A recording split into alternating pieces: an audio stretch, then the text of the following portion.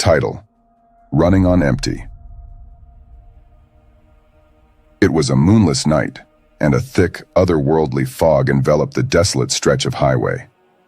John's car sputtered and choked as he desperately searched for the nearest gas station. The fuel gauge was perilously close to the ominous E, and the nearest town was still miles away. John had been driving through the eerie, isolated countryside, heading to a remote cabin for a weekend getaway. He had ignored the flashing low fuel warning, confident he could reach the cabin before needing to refuel. But now, the isolation of the road weighed on him, and a sense of dread crept in. As the engine gasped for its final breath, John spotted a small, dimly lit gas station on the horizon. It was a lone beacon of hope in the shrouded night, and he pressed the accelerator in a final surge of relief. The station's neon sign flickered ominously, casting eerie shadows on the decrepit gas pumps. The place looked abandoned, with cracked windows and peeling paint. John pulled up to the pumps, the car's engine growling its final protest. He got out and glanced around, calling out, "Hello, is anyone here?" Silence was the only response. The place seemed frozen in time, a relic from a bygone era. He shivered, his breath visible in the cold air, as he picked up the nozzle and tried to insert it into his car's gas tank. It wouldn't fit. Panic surged through him as he inspected the nozzle. It was the old, round type, incompatible with modern cars. Desperation clawed at him as he checked the other pumps.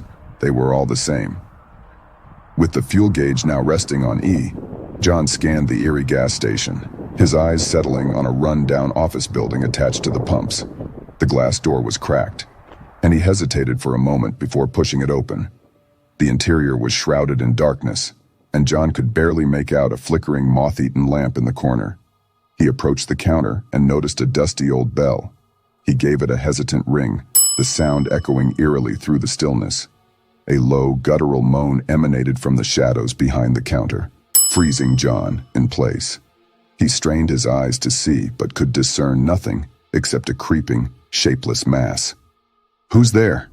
he stammered, his voice quivering. A raspy, breathy voice replied, "You're out of gas." John could see a pair of glowing eyes in the darkness, slowly approaching him. As they drew closer, they revealed a horrifying visage, a figure with decomposed, rotting flesh, its skeletal hand extended toward him. His heart pounding in terror, John scrambled backward, tripping over a rusty old chair. He managed to crawl to his feet, but the creature was relentless, inching closer with each dragging step. In a surge of adrenaline, John bolted for the door, narrowly escaping the creature's grasp. He raced to his car, fumbling for his phone to call for help. But there was no signal in the desolate area.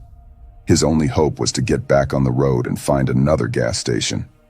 As he sped away from the cursed gas station, he looked back in the rearview mirror.